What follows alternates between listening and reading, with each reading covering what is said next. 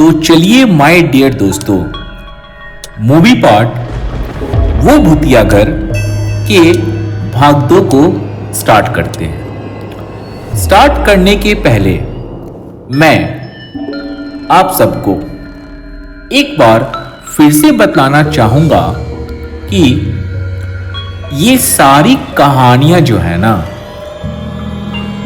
सच्ची घटनाओं पे आधारित हैं और इसका काल्पनिक जीवन या काल्पनिकता से कोई संबंध नहीं है। जैसा जैसा घटित हुआ था वैसा ही मैं आपके सामने प्रस्तुत कर रहा हूं। कहानी को अब स्टार्ट कर लेते हैं। हमारे घर में पहले एक शटर वाली ब्लैक एंड व्हाइट टीवी हुआ करती थी जब हम लोग बेतिया टाउन में रहते थे, और उस टीवी पर केवल एक ही चैनल आता था जिसका नाम दूरदर्शन था, और कभी कभी नेपाल भी पकड़ लेता था।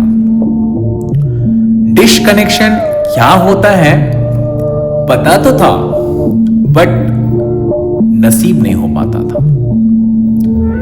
जब पड़ोसी के घर में हम लोग देखते थे ना सोनी टीवी का लोगो या जी सिनेमा का लोगो, तो अंदर से बहुत ही ज्यादा गरीब फील होता था।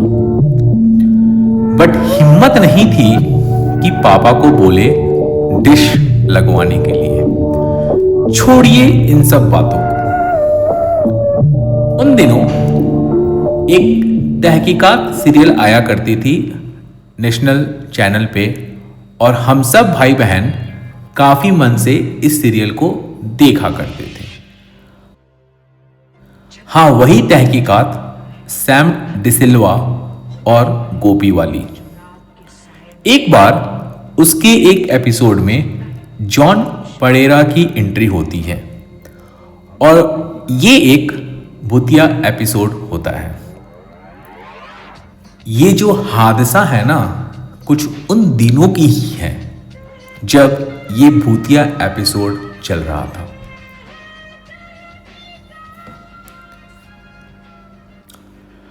अब मैं आपको ये याद दिलाना चाहूंगा कि उस घर में मेनली 2 ही बेडरूम था, बट बाहर वाले एरिया में दोनों रूम के सामने और वो कुआं वाला एरिया का जो लाइन था वो स्टार्ट होने के पहले एक रेक्टेंगुलर शेप में गली टाइप का right in front of this 2 rooms जगह था, जहां पे हम लोग एक चौकी रखे हुए थे और ये दोनों रूम के बीचों बीच में था,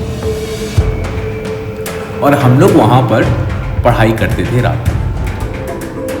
या इस चौकी पे उन लोग को सोने का मौका मिलता था जो कभी हमारे यहाँ गेस्ट आते थे।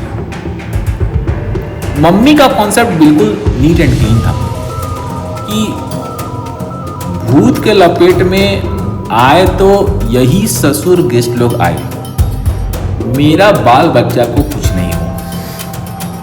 ऐसे दुनिया की जो सारी मम्मी है ना, कुछ ऐसी ही होती है। बस पापा सबके थोड़े थोड़े अलग होते हैं, है ना। चलिए कहानी पे कॉन्सेंट्रेट कर लेते हैं। और आम तौर पे हम सब भाई बहन टीवी वाले रूम में सोते थे, जो कि फर्स्ट रूम हुआ करता था एंट्री साइड से, और दूसरे वाले रूम में मम्मी सोया करती थी और पापा सोया करते थे, जो कि एक पूजा रूम भी था। कहानी को आगे लेके जाने के पहले मैं आपको थोड़ा साउंड इफेक्ट का कॉन्सेप्ट समझाना चाहूंगा, नहीं तो फिर आपको स्टोरी का थ्रिलिंग पार्ट समझ में नहीं आएगा। तो एक एग्जांपल लेते हैं। जब आदमी सीढ़ी से ऊपर से नीचे आ रहा होता है, टॉप टू बॉटम, तो जैसे जैसे वो बॉटम तक पहुंच रहा होता है ना, तो उसका जो भी चप्पल का या जूते का आवाज है ना, धीरे धीरे बढ़ता जाता है, राइट? क्योंकि वो आपके करीब में आ रहा है। अगर आप बॉटम में हो, राइट, और कोई आदमी टॉप से बॉटम में आ रहा है, तो जैसे जैसे वो बॉटम की तरफ अप्रोच कर रहा होगा, वो जो साउंड है उसके शूज का या चप्पल का, वो आपको ज्यादा सुनाई देगा क्योंकि वो आपके करीब आ रहा है, राइट? तो ये कॉन्सेप्ट को आप माइंड में रखना। जब कभी पापा नहीं रहते थे, हम सब भाई बहन मम्मी के रूम में ही सो जाते थे और काफी लड़ाइयाँ चलती थी हम सब भाई बहन में, बीच में और मम्मी के बगल में सोने के लिए।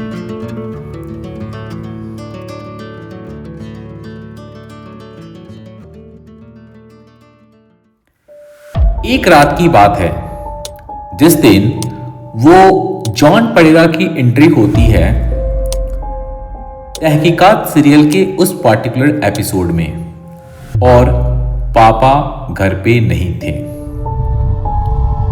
वो एपिसोड देखने के बाद सबकी हालत बिल्कुल खराब थी, बहुत ज्यादा खराब थी, और सब भाई बहन सीरियल देखने के बाद मम्मी के रूम में चले गए और केवल उस एपिसोड और भूत की बात ही चल रही थी। हालांकि मम्मी ने एपिसोड तो नहीं देखा था, बट टॉपिक भूत का था, तो मम्मी एक से एक कहानी बताने लगी अपने गांव की। दीदी, हाँ वही वाली दीदी, और मम्मी पूरा फॉर्म में थी, और इधर मेरा जो हाल था ना, पूरा बेहाल था। टॉयलेट को पूरा दबा के रखना पड़ा था। वो हम ही जानते हैं, बोल भी नहीं पा रहे थे हम। लगा तो बहुत जोर से था, बट हम बोल भी नहीं पा रहे थे। बोलते तो मम्मी और दीदी लोग दोनों बेड से नीचे उतार देते, तो हमको दबा के ही रखना पड़ा था। इसी बीच हम सब भाई बहन का आपस में सोने के लिए मार चलना स्टार्ट हो गया पिलो से। I mean, मम्मी के बगल में या बीच में सोने के लिए मार स्टार्ट हो गया। एक्चुअली क्या है ना, ये जो घर था ना, पापा के नहीं रहने पे फीमेल डोमिनेटेड घर हो जाता था। और आपको पता है ना कि एक जेंट्स और लेडीज में अगर लड़ाई हो तो जीतता कौन है ना? लड़के को ही हारना पड़ता है at the end of day. तो कुछ रात के 10:45 PM हो रहे थे।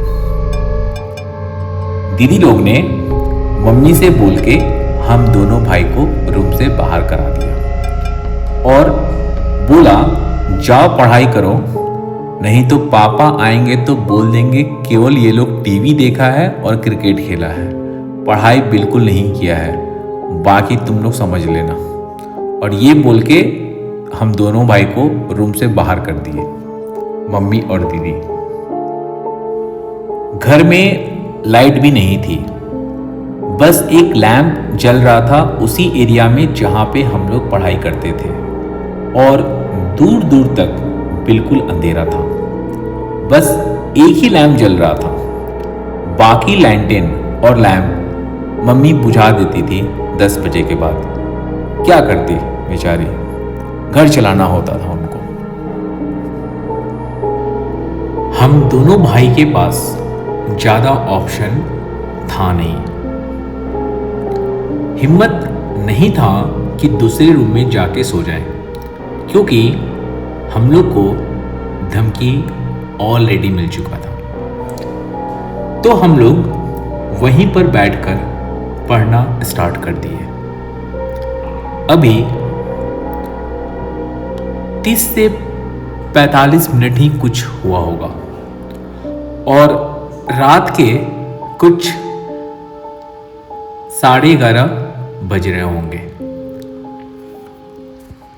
तभी मुझे कुछ सुनाई देता है। एज इफ कोई आदमी स्टेयरकेस से उतर रहा हो, एक बूट पहन के।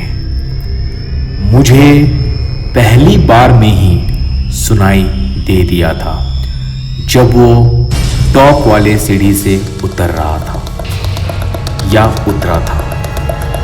जैसे मेरे को सुनाई दिया, मैं तुरंत भैया की तरफ देखा और वो इतना नीट एंड क्लीन आवाज था कि भैया को ना सुनाई दे ये बात मैं मानने से इनकार करता हूं। उसे भी सुनाई दिया था, बट वो मेरे को ऐसा दिखाया कि उसको कुछ सुनाई नहीं दिया है। वो अपने आप को बोल्ड दिखा रहा था मेरे सामने। फिर जैसे जैसे वो धीरे धीरे उतरने लगा सीढ़ी से, तो बूट की आवाज और जोरों से आने लगी। एहसास भी होने लगा कि कोई तो सीढ़ी से उतर रहा है। अब हम और भैया एक दूसरे को देख रहे थे, बट जाए तो जाए कहाँ। मम्मी लोग ने रूम भी बंद कर रखा था।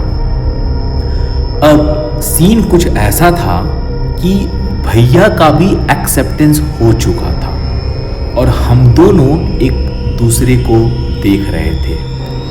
हर कदम पर जैसे जैसे वो नीचे आता जा रहा था, साउंड और क्लियर होता जा रहा था, बट हम दोनों में से किसी को हिम्मत नहीं थी कि उस साइड देखे। हम लोग के सामने 2 पिलर थी और उसके बीच में एक थिन लाइन थी या गैप समझो, बट हम लोग को वहां से भी देखने का हिम्मत नहीं था कि कौन है वो। बस एक दूसरे को हम लोग देख रहे थे। जब वो पूरी तरह सीढ़ी से उतर गया, सारा सीढ़ी खत्म हो गया, तब आवाज आनी बंद हो गई और अब आवाज नहीं आ रही थी। ऐसा समझो वो अब तुलसी जी के पेड़ तक आ चुका था। अब बिल्कुल शांत माहौल था, कुछ आवाज नहीं आ रहा था, बट एहसास हो रहा था कि तुलसी जी के पेड़ के पास वो अभी है। उसके चंद सेकंड्स के बाद ऐसा लगा कि कोई हम दोनों के सामने आके खड़ा है, बट उसकी हम लोग के पास आने की आवाज बिल्कुल नहीं आई थी। मैं अपनी तिरछी नजर से देखने का कोशिश किया। हाँ, वही वाली तिरछी नजर जिससे लड़कियां लड़कों को देखती हैं। जब मैं कोशिश किया देखने का, तो मुझे जो आभास हुआ वो कुछ ऐसा था। काले ड्रेस में काफी लंबा, गोरा चिट्टा, क्लीन शेव्ड और बाल्ड आदमी कोई खड़ा हो, और ये बस आभास हुआ था, मुझे दिखा नहीं। और मैं बतलाना चाहूँगा कि ये एहसास भैया को भी हुआ था कि कोई पास में आके खड़ा है, बट उधर देखने का किसी को हिम्मत नहीं था। हम दोनों सर गाड़े हुए थे पूरा डर से, बट इतना समझ आ गया था कि कोई सामने आके खड़ा है और हम लोग को देख रहा है। हम लोग अगर एक बार भी आईज ऊपर करते ना तो दिख जाता, बट हिम्मत नहीं था। अब मैं आप सबको भैया की हिम्मत दिखाना चाहूंगा। जब सिचुएशन ऐसा आ खड़ा पड़ा, तो पहले मैं नहीं भागा, पहले वो चिल्ला के भागा, भूत भूत मां भूत। जैसे वो भागा, फिर मैं भागा उसके पीछे और बिना पीछे देखे हुए भागा। मम्मी के दरवाजे को जोर से मार मार के खुलवाने लगे हम लोग। बट वो लोग ये सोच रहे थे कि हम लोग अभी भी बदमाशी कर रहे हैं। कोई खोलने का नाम ही नहीं ले रहा था। भैया हमको पीछे ढकेल रहा था और हम भैया को। असली भाई प्रेम जो है ना उसी दिन दिख रहा था। दोनों के दोनों अपनी अपनी जान बचाने के चक्कर में थे और जान बचाने में लगे हुए थे। हम लोग को पीछे देखने की हिम्मत भी नहीं थी। बट ऐसा फील हो रहा था कि वो एकदम पीछे में ही है। जब हम रो रो के चिल्लाने लगे तब मम्मी रूम खोली। जैसे अंदर हुए तब सब कुछ नॉर्मल हो गया अचानक से। लेकिन जब तक रूम के अंदर नहीं हुए थे ना तब तक ऐसा लग रहा था कि वो एग्जैक्टली पीछे में ही खड़ा है। मॉर्निंग में जब ये बात मम्मी ने मोहल्ले के लोगों से बताई और वो हुलिया भी बताया जो मैं रात में आभास कर पाया था। मोहल्ले के लोग बोल रहे थे जिसको हम आभास किए थे ना वो शिल्पी के पापा थे। उनकी मौत एक्सीडेंट से हो गई थी। इसी कारण से वो लोग घर छोड़ के चले गए थे। I mean, वो लास्ट रेंटर थे इस घर पे। अब मैं जो बात बतलाने जा रहा हूं आप सबको काफी शौक लगने वाला है। मैं आपको ये बतलाना चाहूंगा कि जो मेरी दीदी है ना ऊपर से सेकंड वाली दीदी ने इस इंसान को फर्स्ट 2 वीक में अपने सपने में देखा था और वो एक्सीडेंट भी देखी थी। मम्मी से उसने बताया भी था और वो हुलिया भी बताई थी इस इंसान का और एक्सीडेंट के बारे में भी। फिर मम्मी को लगा सपना देखी है तो कुछ होगा, तो वो पापा का पता कर ली कि पापा सेफ है कि नहीं। पापा सेफ थे तो ये बात उस टाइम पे दब गई। कहानी को यहीं स्टॉप करते हैं और इससे मिली शिक्षा पे कॉन्सेंट्रेट कर लेते हैं। इस कहानी से दोस्तों 3 शिक्षा मिलती है, जिसमें से पहली शिक्षा जो है ना वो बहुत बड़ी शिक्षा है जिसको बहुत कम लोग ही समझ पाते हैं। तो पहली शिक्षा ये है कि law of attraction and power of manifestation works. Yes, this works. जब आप निगेटिव बातें करके और निगेटिव चीजें सोच के निगेटिव चीजों को अपनी जिंदगी में न्योता दे सकते हो ना, तो फिर मेरा मानना है कि एक पॉजिटिव सोच रख के एक पॉजिटिव बातें करके आप अपनी जिंदगी को भी 7वें आसमान तक पहुंचा सकते हो। जैसा आप सोचते रहते हो ना वैसा आप एक्ट करते रहते हो और फिर आप वैसा बन जाते हो या पा लेते हो। And the most importantly universe और divine force plays a great role to make it happen for you.